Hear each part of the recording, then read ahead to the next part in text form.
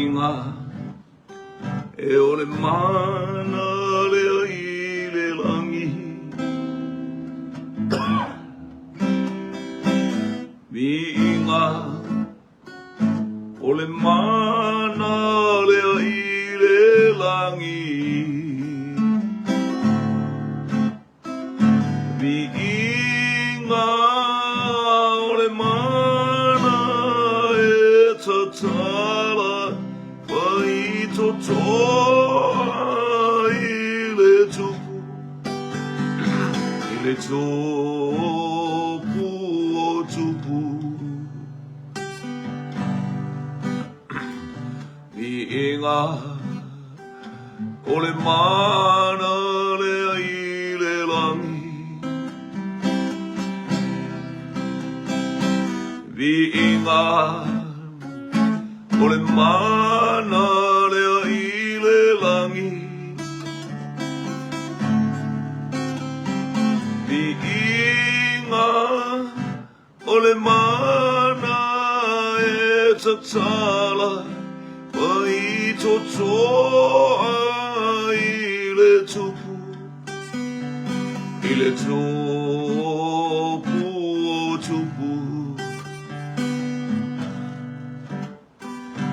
ole mana he ole pongi sa e sola ese in Jesus' name. Pe a tātou vi ia Yesu mawhaane ene vi inga ole mana e tatala pai totoa i le tupu i le topu o tupu ole mana ole pongi sa e sola ese pe a tātou vi suma whaane ene e vi inga ole mana e tatala pai totoa i le tupu topu o tupu hallelujah. Glory, glory, glory, glory, glory. Hallelujah, hallelujah. He mamalu oe,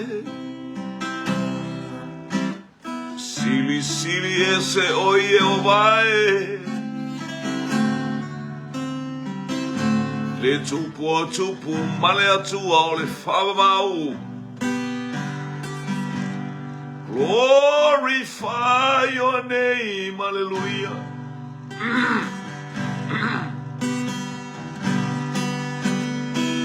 Hallelujah. E mamalu oe, sili sili ese oe. Glorify your name, Lord. Glory, glory, glory, glory, glory, glory.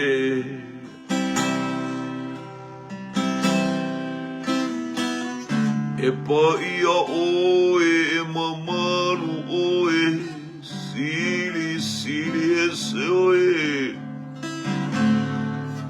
Hallelujah.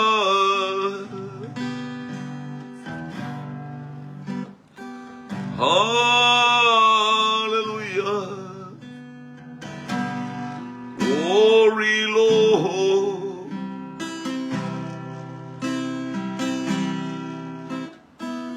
Yavi, yavi, yavi, ya oele tamale ano male anganga pa ia. Hallelujah. Hallelujah. Hallelujah. To God be the glory. Hallelujah. To God be the glory.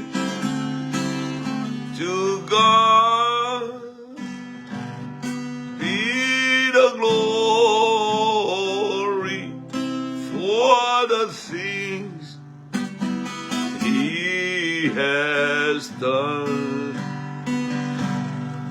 Ya ile atua levi inga, ya ile atua oh levi inga, ya ile atua levi inga, ime uma wana ia faya, ya ile atua levi inga. Hallelujah. Ya ile atua levi inga, ya ile atua levi ibia uma wana ia faya. Tumawi ate elo vi inga tama, whapaleina oile vi inga. Amanu masili sili ese oe. Ia vi ia lo sua fai whababau. Tala nei tai au mata mo fie, ma le tai au fou. Tama, le lei mai whaasoa lau whanau le nei tai au. Au lava fionga, le sulu ma ai, o le sulu yo mātou vai, a le malama yo mātou wala. Whamanui atu i upenga ta whaelangi lo mātou whaatasinga le nei tai au. Sua whamanu malo, oe ke riso leli i male whaole ole ma wala au vai. Amene, ma amene, ma amene.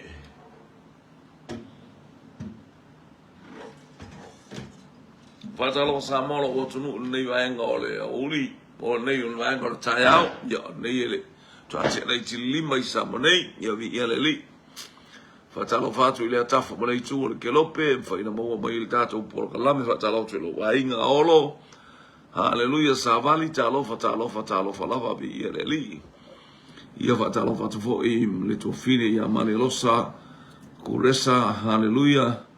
Mai tonu o Waikiki, ia po tonu o Hawaii, aloha mai tua fine, malo le soifua, whatai mo le whatalofa, ia whamanui atu le atua, ile anai mai le nei tae au pongi, hallelujah, ia whamanui fo ile atua i fuafuanga matiuta mwhaiva, whaatino o le nei aso uli masao, o le whamoimoe, uli masao fo i whainga aluenganga, le whanau o le atua, ia sausa watu le mano le toto le toma ima moe o Yesu Keriso le alayanga ia tua ilfana wale atua.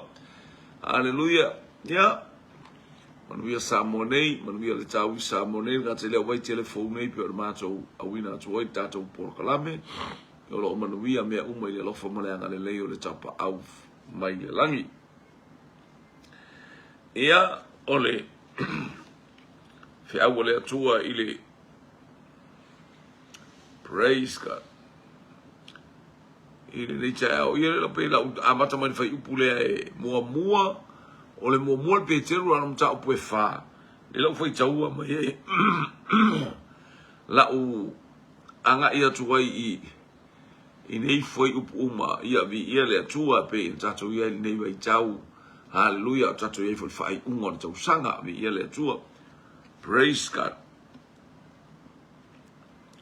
Walata maile ia la ufaita utua le faipule mua o hapopo inga ese o le nei wati inga ina keriso i le tino o le suio i tātou ia whai ai ma au penga ia te outou fo ile lava loto a wā o le wati inga i le tino ua tu ua ia le ngasala ia o keriso fa ia fa tai tai ngale leo foi mai ia ta o te nga keriso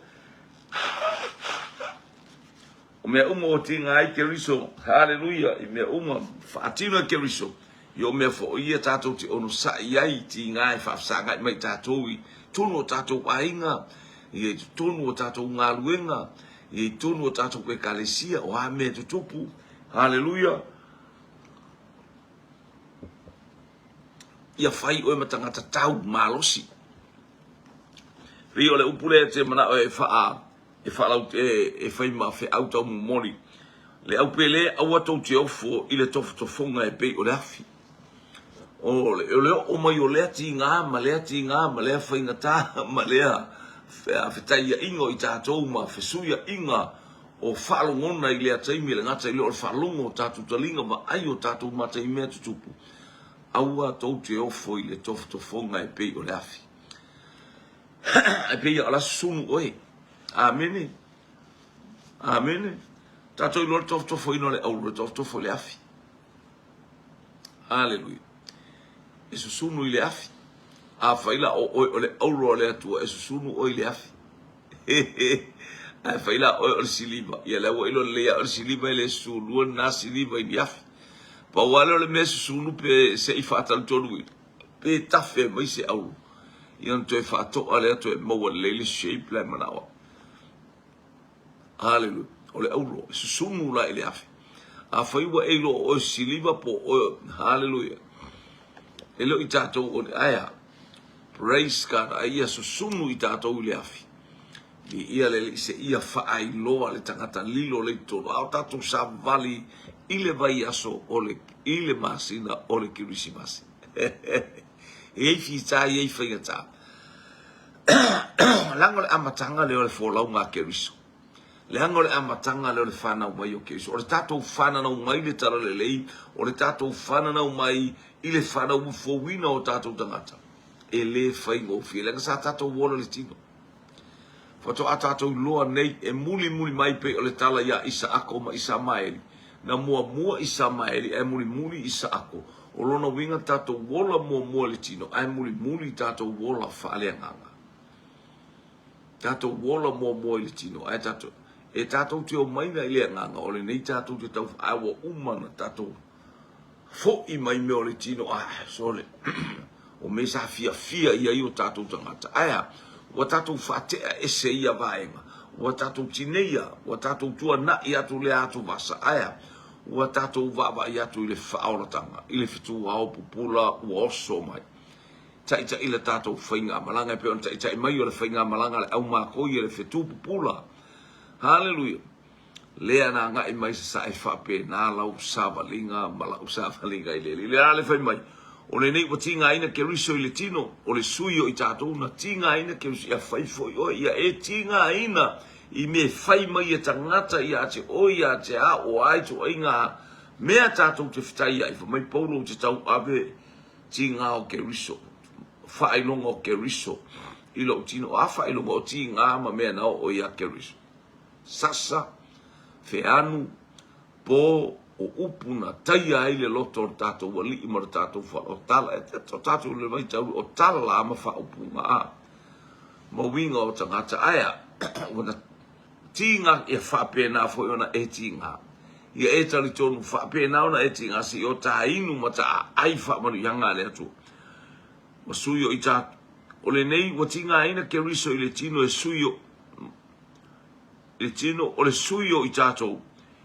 ia fai ai ma a upenga ia te outou fo i lea lava loto a wā o le ua ti ngai le tino ua tu ua e ia lenga sa a tatou ti ngala i mea o wa ai atu i whainga e tangata kako ke la ngonga le ese left au bia o le ale tu atu le mele ua tatou tu ua lenga sa lan me te ti ngai na sia sa e ola hai sa tatou sava vali ai sa tatou muli ai i mea lao le tino aya wa e toe la ngona lo wa lo fatu i lo uso e lo la e ola mai ai e lo se mea la tatou tinga tatou whaiwhai upulea kako whaiwhai tala aya tatou la ngona mai le ta ita inga le nganga pa ia e tupu le alofa ia te tatou aisia le anga wa ese le polo kalame wa tatu tu fa moi o le tangata wa ese mare asala ua tu wa eti ngai le tino ona ua tu ua le anga sala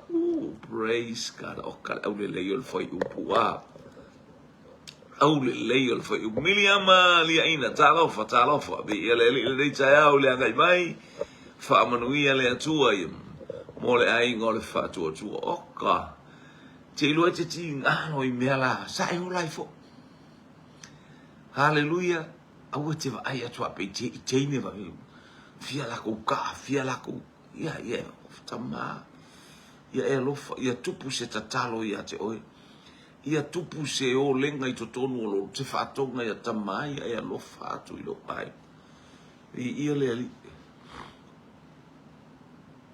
ia praise God hallelujah le te o mawhawhoranga na saulo watali i le matou whale o sautanga o whatu o matou ainga tuli i taile ali nā tuli o le latou whale o le tamai titin sau whai mawhe au ai sa o le matou a le vatu le saka so le apul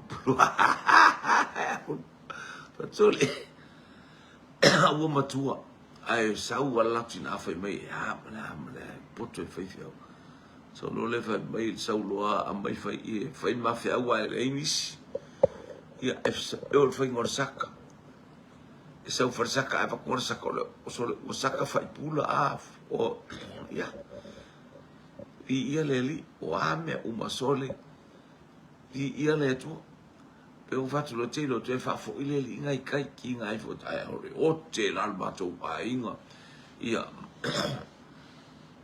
o ia tu vai e mafatia i lo to to me titile to fa fo i tai ia le pele wa lu la fa mano si ale fa mai le nganga o le tu ia te o to me titile o to me tuna o tu ya ma o to tu li ai sai ale de ia pa ma ngalo me ya tama le tau tuli tai o le ile haleluya lo fa mai ya Raymond tama ia le li pe tu langa le a ia vi ia le li o me fa tatu fa se talo mo tangata haleluya to ile tu va pena fo ia ula to lo wa tali ile tala no to ia ina ia ngare lei mai le ima so ani mo ia hallelujah tu pulo na ilo fa io se mea praise God alu to mano e ta mai au fa i fa el mato saka ananafi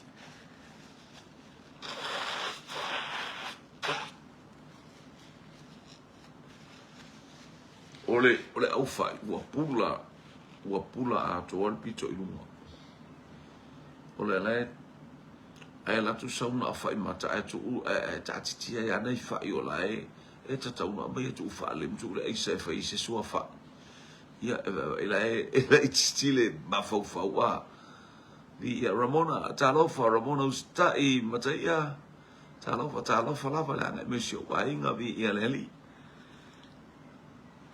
la pena ya u fa pe e tinga ina ya ule ile lo fa tina ora inga wa fo e sionti e fa tonu fo ma pole o tele mana ola ti e fa pe na fa inga tina fa ma fasita pe o tu langa na wa ta tu la tu e ton fa tonu do mai ti a ele fa ila na mo se ia ai ta tu talo fo mo lo wa tali talo fo o mo lo uso talo o le fa mai ano ia fai ma a upenga ia te tatou fo I lea lava loto hana o wa o le wa ti ngai le tino wa tu e ia le ngasala e alan tatou ti ngai le tino le anga o me saka ko bola I me la le la wa tau mai nei bo ba to fa ta I fo I le stanga to wola nei le stanga to tu ai mo tu po fa pe na fo o lono winga la me te faia e te tauna na te talo ai e titania man saito pi ia leli mo mai tu pepe se ia o ina na tu pulua pe ai tau fa sa finga titania le e fa lei ma eva ia I tu inga finga e fa ia bi ia le tu praise God ina ia e o te le lo le tau ti o le fa ta o mai tu pe tu pulua au o le sole unga o te lo ina a fa ia alu lu pe o le fine mal ta malo e fa o la ina ta malo ai le fa ola ina le fine o le tala la tu spa ia fa ola ina le le fafine ona o le tamaloa fa'aolaina. E fa'aolaina fo'i le tamaloa ona o le fafine fa'aolaina. O le ata le o le titania ma le saito le tutupu I tonu ai. Vi ia le tauna tu uai pea le ale e tauna iei se fe au e tafe atu. E tauna iei se mea le lei o le atupu le titania le. O le ata o le nganga whaasoe sa. Ai ao o ina manuia oe le tina, manuia oe le tama. Wha manuia lo wai. Ai tupu mai fo ilau whanau, os whanau malosi ma le whamoe moina. E vi ia le li. Hallelujah. O le wati ngai. Ia whai ai ma a upenga ia te outou fo i lea lava loto. Le loto le mele mana umia o tatou loto. Tatou loto wha mangalo, tatou loto fisosoani, tatou loto fofotua, tatou loto tatalo, tatou whai o lenga, tatou whai tau sanga. Claudine tangi lima talo whatua fine vi ele li lea ngai mai o le aingalea. Ia whamunu ia atu lea tua, ia whai mo o i o tatou whai lea loto. Hallelujah. Ia whai fo i lea lava loto. Awa ole wati ngai le tino. Ua tuu e ia le ngasala. Elan tatou ti ngana o kaku ese kaku pasi mai ai. Ara tala fo ile le fa manatu mai le fenga ingatu ai. Hallelujah. Ai me ai ma inu le il manu ia le ayo o ile nu ta felis wa susu mo le me. E ye tanga ta fa la vela. Ia e losa e polonga fo ai kupito ia e lo foi tanga tai. Ia e losa e fia ai kupito ia e lo fa. E il pokala mena Israel. Ao ina ao le karite pe ao le saito. Ele mfaino la tu e ao mai me wa misi. Misi ai le aonga e alu ale fa inga yo manga ele mfaino ko e fo ia ku e ao mai. Wa vel te mile na o karite ai ruta ile. Ile ai ngo poasa. Le fanua o poasa. Mo karite wa totoi. Aya. O karite wa totoi. Hallelujah. O leana, na whai atu poasa, ia tu pēia ia o ia eau I o le pito lea, o mea watu toe. O mea na tu uelenu o Israel mo tangata mativa. E le ta uala senga oi, po stu fua le whanua. Ta uale tu na maleanga e selmana ia e pēr.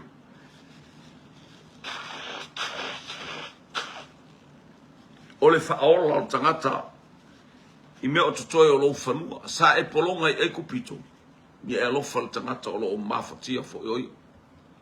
Tel manai o le atua ma le pokalame mo oi moa uma I tātou wa. Ia e alofa I le o loo mulmungai. Ia whai puelua. Ina ia le toi ustai o ia. Ina ia le toi ustai o ia I tu ina nau o tangata. Iona tausanga o tutoe le tinu. A ia usustai I le fina ngalo le atua wa e sele manga ia e te ti nā o ngolo wa e tu tangata hallelujah o mawhati e te tatalo I ai o lou tatalo le awane I tu ustai a ia ta lepe ngā ruenga whasala veia le o lo le anu fo I mai e whatantali ma wawa I atu le pepe le kirisi masi le nei tausanga wa I atu le whamana tuina hallelujah o le kirisi masi o le nei tausanga le utato e kirisi masi Tili tu e tau ole utato le masino le Christmas. This is Christmas. Today is a Christmas day. Christmas ya so uma.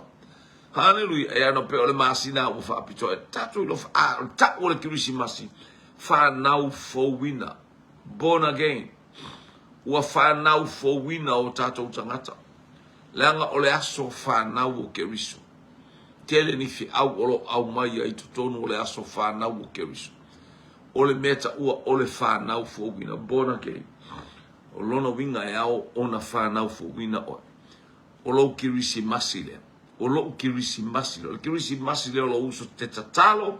O te talo tato te talo mo ta ngata mawhatio. Ina ia whapena ona tupu o lata ora. Ia le ali.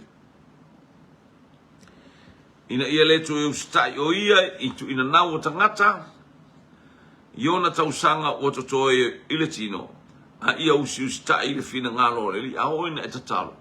Ia na manuia le olona o langa ai fai pea lau tatalo moi. A fai e le liu mai.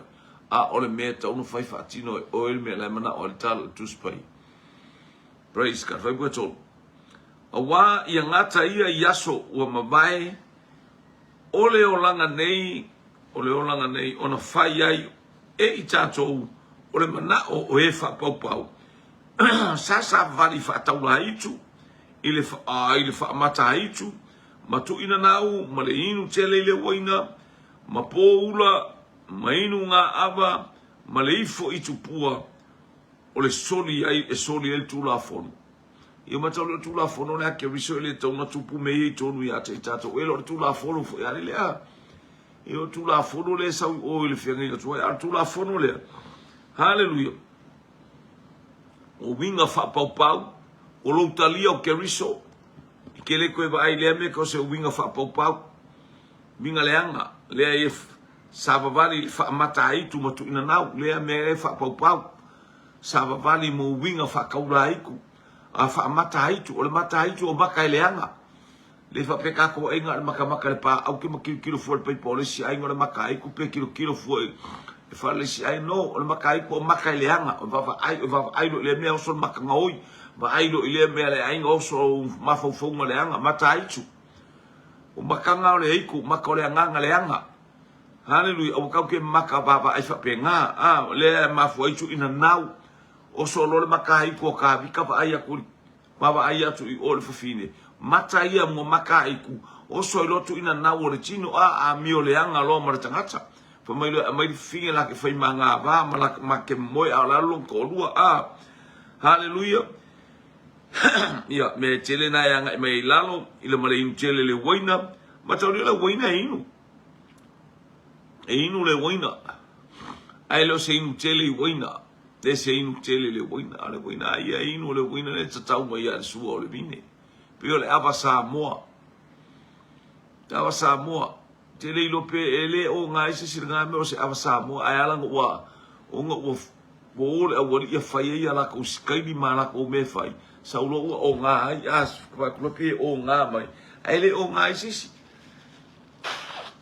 ole ava Samoa e mano selo tino ole waina na inu ai Yesu na inu ai ia nu ole tua e fa mai Yesu o tele to inu le waina le se ia o winu le waina fo le mano le to le tal no Yesu anga le inu mi ole nganga pa ia fa tu muli o ita to le nganga pa ia hallelujah ale waina e se ole baila au le ia fa no waina e tau mai inu ai le fa pe ke alu mai fa waina ke le fa waina o sui hallelujah ile e mo meo ole isi to tele fai olo le la usa wai fa mai lotus pa io mumu mata pe io mumu le waina au te va tu le waina le mumu mai ia al me te o ti ai ia le praise God fa talo va tu le usunga le fa venga talo to ina o mai lo finga malanga i sala fai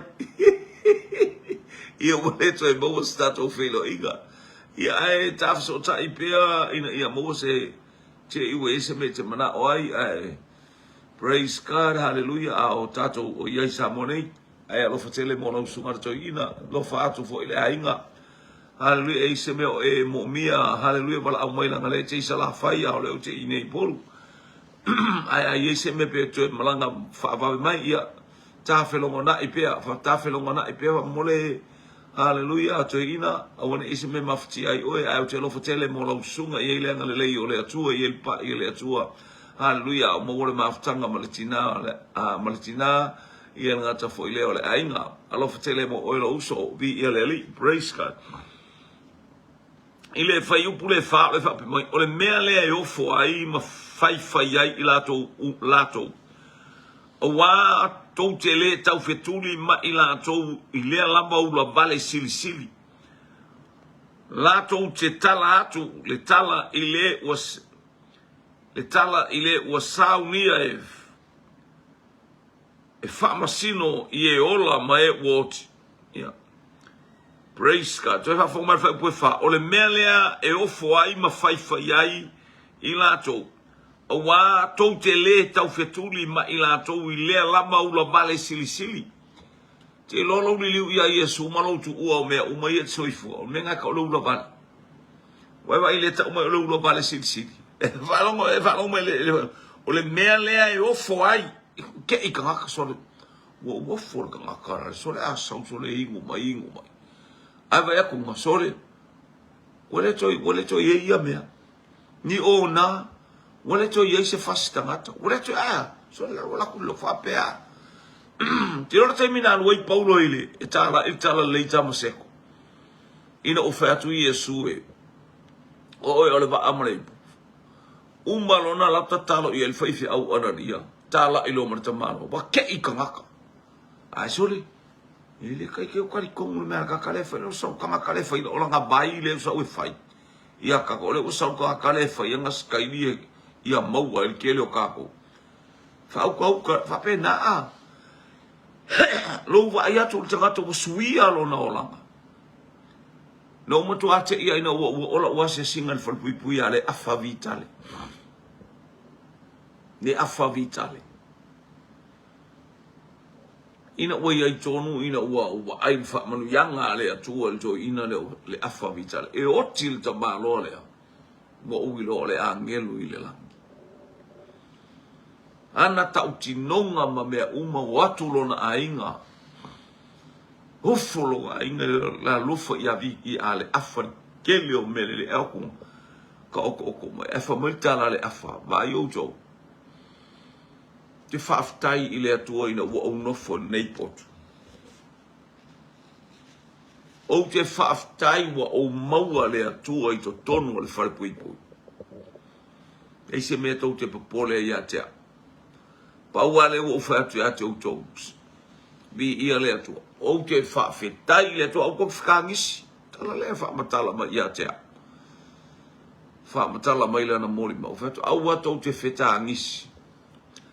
Ai au tau fia wa au iloa ma ua au maua le atua oka le kele o me oka le kele o oka lo kwa mau ainga oka me ale o fia le au nga a ole oa le sili ua au maua le atua ele mene kele lo se atua a le ua au talia Yesu to tonu le fale pui le au wala le oka o e tau wharongo mai o e tau mua mai le fi au le tau mole mo vi ia le ula vale o le afa fako a maua le afa meka o le ula vale ina ua na maua ke riso a ele maua ke riso haleluya a ele fa munuia ke riso ia o afa ile o le leile lua maftang ele o ska ka ula vale asa tato ula vale umalalang ini ele asta ngata soifu mo ele ula vale aya ai fa maila ale fu mal tuspa ale o le ai lo ai ha e ofo tangata te fa longo fa ipufa o le mea le e ofo ai ma fai ai ilato ele nga ke ofo e vai o sorry se vai makalianga fa cerca malo so le ngale lo kuale me lo wala ko alo fa tu tala ya le afa vital te lo le afa vital no na prophesy ma ya kia u e amaya ko avale ma ya pang ta vale mua na o fia lua e o ta vale na mai apan ai mai na ui mai apan il ta vale ai amai olae ye lua finge yapang ai ta tala lo mal feito to ale na mai i ta vale ye yapan ile ta tu te fa ngai nei ta vale ia ma ta vale New Zealand ta vale tu ta matau le kau ke o ngi praise God prophesy me te malo. Kumai na alu le malo. Hallelujah. Praise God. Toi whaatu ia le malo. Ala tu lofa le malo. Ni ia le taunu mai ni na tau. La lor tau. Mai lor tau tangata fiu. E ia o te lo i se mea o le atupu mai. A mai loa ma le, e ta tala loa ma le apanoa mai tawale. O le tawale mua ia na mai tono lo painga. Mātou te le i whata ua i Samoa ni tawale. Mātou te le i whata ua i New Zealand tawale i mātou painga. E wala au mai lo ua fine i tono i Japani. Mai tawale ia batu. Praise God. Oka e.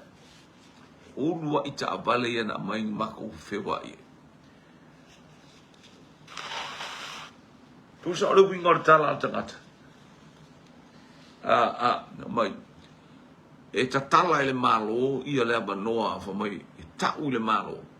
e tauna e alu e tau le malo o alu vita le tau le malo e tauna tatala le malo saina mai a pani e la mai ka vale fioa i le au failotu nga ai au mai batu tava le sole o ka kai le vanga i se mana o wa tili fa manu ia le mato wanga ia nga fa pui le taimi au mato faisa o ninga fa pui ia le atua e o fotangata tato wa ila itala ile nei to ina e matua maofa na val me fa ile atua ilo na ola maofa i me sauni ile tu multa ululo benga ka ululo vale pe a o lo vale le to tongi le fa malama tongi atu le me tongi ta vale fa pe ese ulo vale ele ulo vale mena ta o fa vale a o le ulo vale sili o le ulo vale la tali i mala fine o le atu na ulo vale le lalang na ola fa vale le lalang ala le wa fo i le atu fa tai ma fa tai ta ingo tangata ula vale ele fo hallelujah praise God. Hallelujah. O le melea na fola atu ai le tala le ie woti. Ina ia fasalaina ila atou i le tino i la le tangata. Ai ola ai i le anganga i la le atu. Oti le tino ai ola le anganga. Fai mai Paulo butinga ina le nei fale. Tinga ina le nei fale apitanga.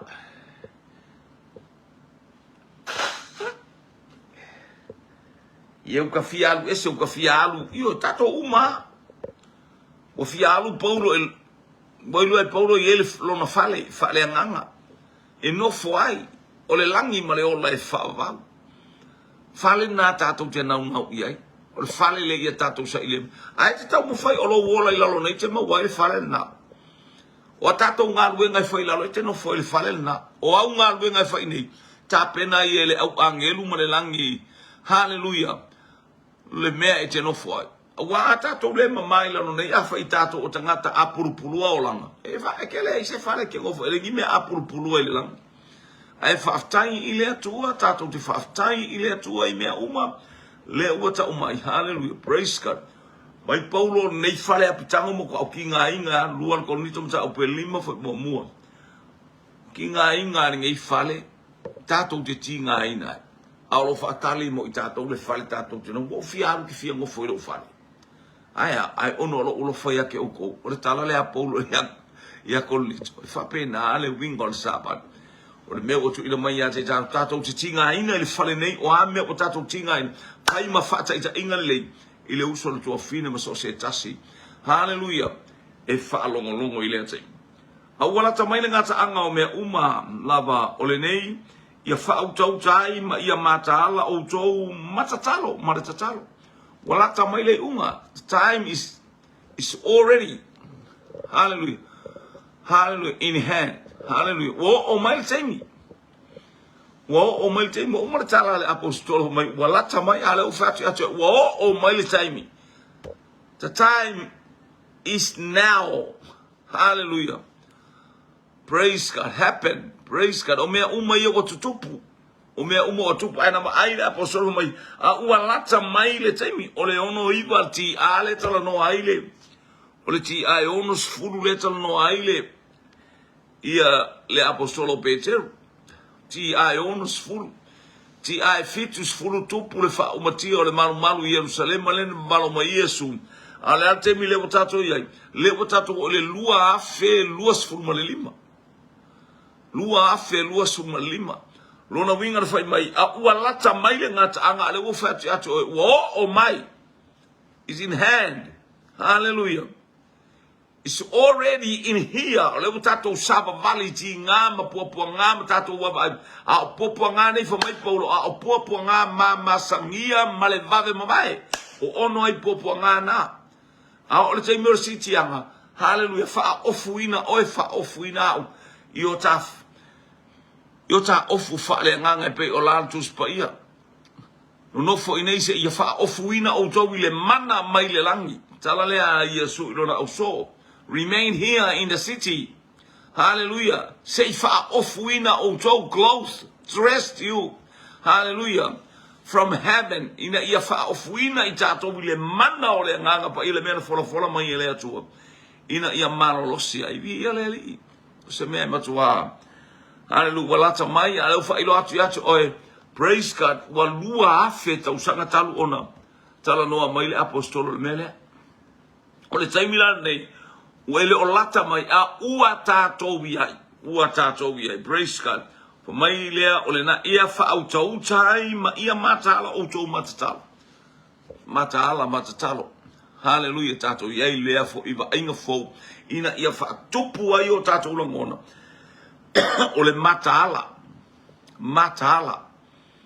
a whai te matala wa ingo lau TV ma wa ingo au oanga I konga le whale ele siri le mea tauna efa te mi uma I te langona le atua I te nofo ilunga tatalo fa mai matatalo nofo tatalo baba ai le ali I whai taulo tuspa ia o le asa mea whai mai ana pongi o le asa mea o e langona I le ali matala mo lau whanau matala mo lau ainga a tatou le matala vi ia ne o tatou tangata ele se whaalinga o tu mai ele atua e whasavali ele ngā ruenga hallelujah au tatou matala le whaalinga wa mai ele atua ina ia I whaamanu yanga ale atua ia te outou ia mua I mea uma ona maua e outou o le alofa nau o le tasi awa o le alofa e ufi ai anga sala e tele so many anga sala wani ele mai hallelujah o le alofa e ufi ai anga sala e tele na e whanau mai a o e anga sala no whanau mai o wanga sala lilo fia I tātou I anga sala e ano no ai hallelujah anga sala le tātou te ola ai aya e ufi anga sala o le alofa e ufi ai anga sala e tele hallelujah aya ufi la baile atua praise God se ia e poto se ia e ata mai se ia e ala mai hallelujah se ia ora te te poto ai aya o awa sala uma hallelujah praise God o lo o I luma o fofonga o le ali o nisi anga sala e mua o nisi anga sala e muri le ale winga o le atala e mua muri vai me tangata I lo ata a o awa mio esele leanga mai me tangata I lo oka o le snaisa o esole o se askulimia o a ona tu atu oka lesa o le avangi kingi praise God o isi anga sala isi tangata e mua atu e ilo le mas le ulo pale mar fai me leanga o le anga sala lailo mai a le anga sala le lafi mai tua e lo ilo mulilua mo lo hallelujah mo le ngaoi ma le lima tango ese o ame whapea hallelujah e lo ilo mai tangata e talu teu ma fale luma o tangata vi ia leli se li le pen talo fa Samoa tol ia tole afoa ale au pepe ia vi ia le tua vi ia le ni tau family atu le tua le ngai mai su tatu ainga praise God le fai mai el tus pa ia mo mea uma hallelujah o le alofa na o le tasi awa o le alofa e ufi ai anga sala e tele hallelujah fiangi a wanga sala mafia fia le mea aya oka wa ufi le toto le tamai ma moe o Yesu ke wa ave ese le atu ala wanga sala ina wa etalia Yesu o lea ufi o le alofa tu noa le nei o le atu mo le uso mo le tua fini wa ufi na olo fo I matalia Yesu wa kaba ia wanga sala talia Yesu ma le loto fa mawalalo ma le loto salamo hallelujah o le tangata o fa mangalo ina ai oka ele masino tato wola me afai meleanga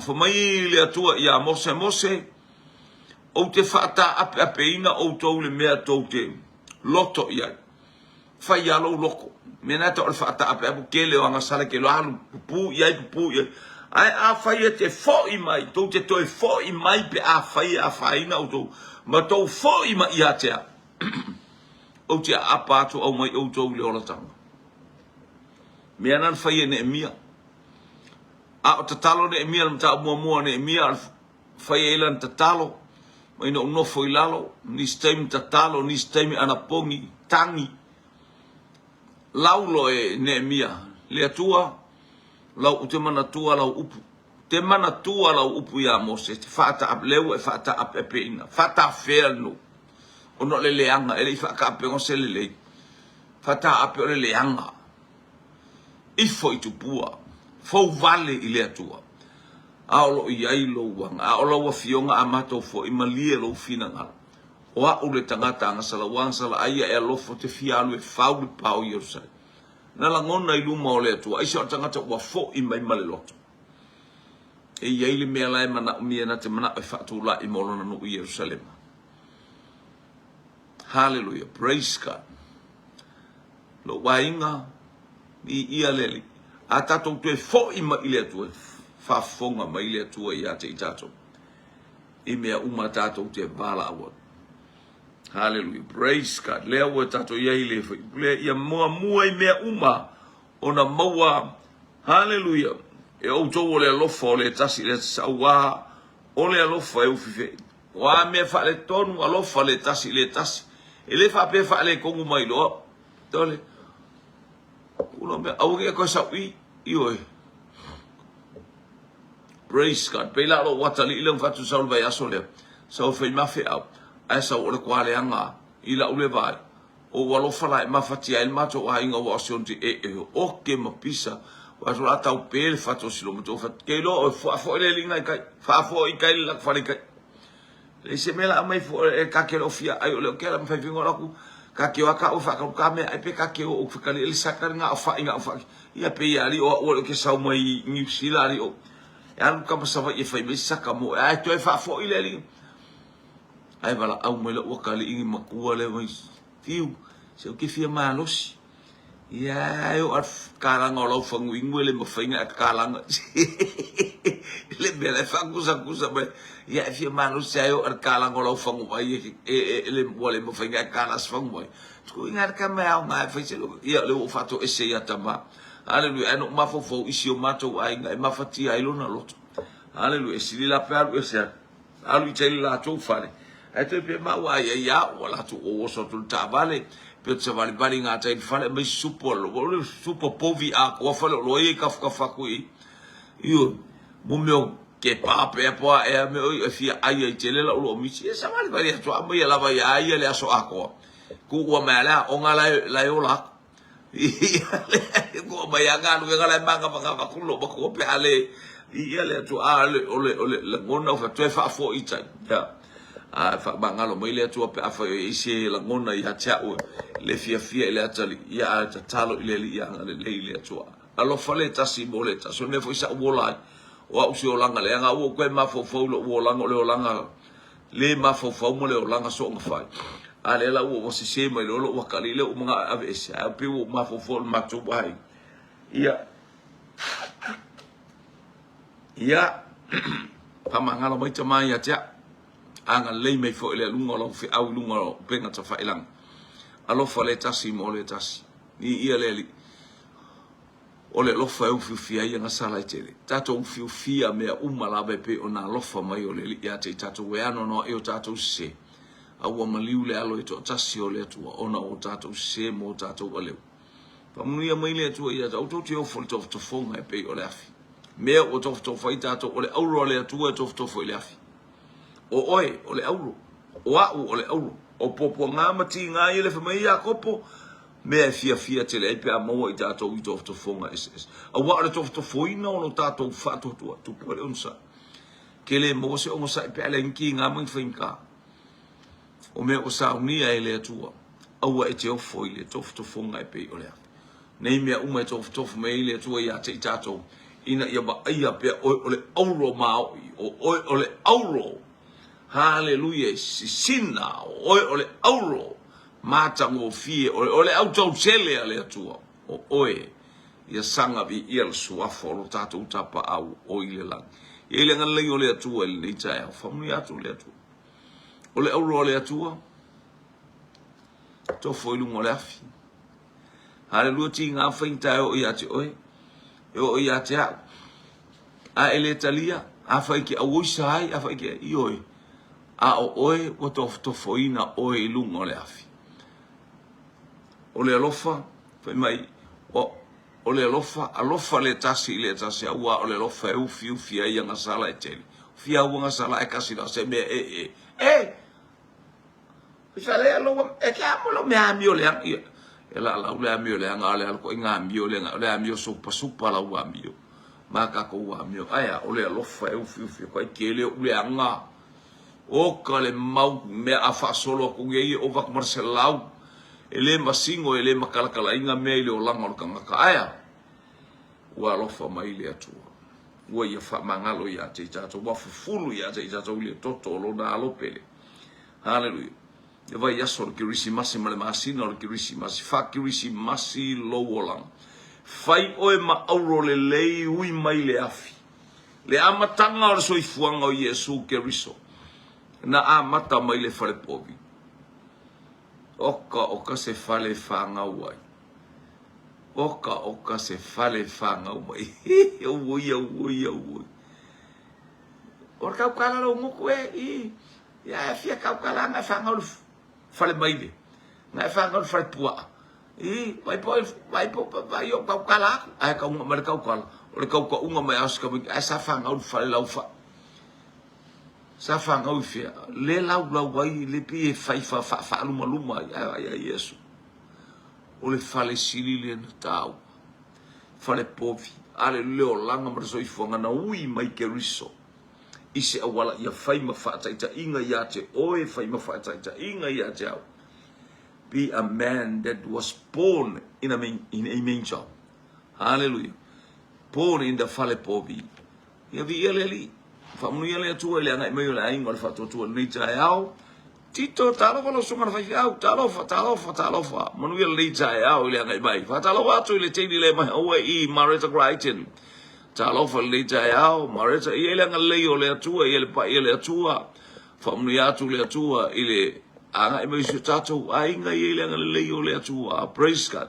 Po kalamele aua te ofo le tofonga e pei o le hafi. Tele taimi e tofo mai e ile atua. Aisha sa ili po oise Auropo oise Ario. Po oise Uamea po oise lefu.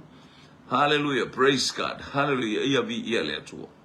Praise God. Fa iwo tato po kala peselea vi ia le atua ile maunga. O vi ia le atua I maunga. Ia le atua I le vanu ia le mamo e na fasia vi ia le atua I maunga vi ia le atua I le vanu ia le mamoe na fasia. Worship thee on a mountain. Worship thee in a valley. Worship the Lamb that was slain. Woo! Hallelujah! Worship thee on a mountain. Worship thee in a valley. Worship the Lamb that was slain. Sili, le tua. Sili le tua I foia I le langi Malela lo langi Sili le tua O sili le tua Sili le atua E foi ai le langi Malela lo langi Sili world. Oh, one mighty God that we serve. One mighty God we serve. Angels bow before him, heaven earth adore him. One mighty God we serve. Talawatu topine ya tusi taututa ni elu bialeli manuia ngaluenga yang ya tolo anti Yohana Eliaso. Hallelujah, hallelujah, praise God moe, hallelujah, praise God. Jaita palani manuia leneita yao Sister Maa. One mighty God we serve. One mighty God we serve. Angels bow before him, heaven earth adore him. One mighty God we serve. Joy of your might, hallelujah.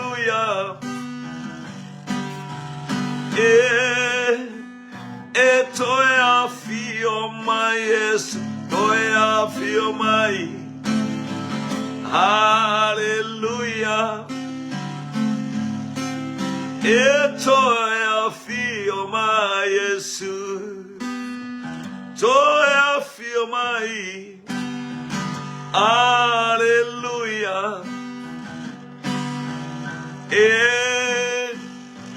Toya fio mai Jesus. O emau ta watu ile lalangi. Toya fio mai Jesus. Utita utino atu male fama oni. Toya fio mai Jesus. O emau ta watu ile lalangi. Toya fio mai Jesus. Jesus is coming back. Jesus is coming soon. Hallelujah. Pamoja le tu el nei a tayao. Manuia tutu faiva mga luenga. Ngata fo ileo lu fafo male ulu fale lu tato ainga. Yesi omia itato le toto lu tamai mamoe o Yesu Kristo. Tasu malua anga ia tu tato upo galame ai mainu e mamao le ala tali sau fasili. Hallelujah. A o tato ia I le vai tau le kirisi basi ora o Yesu. Amen. Amen. Manuia le tayao.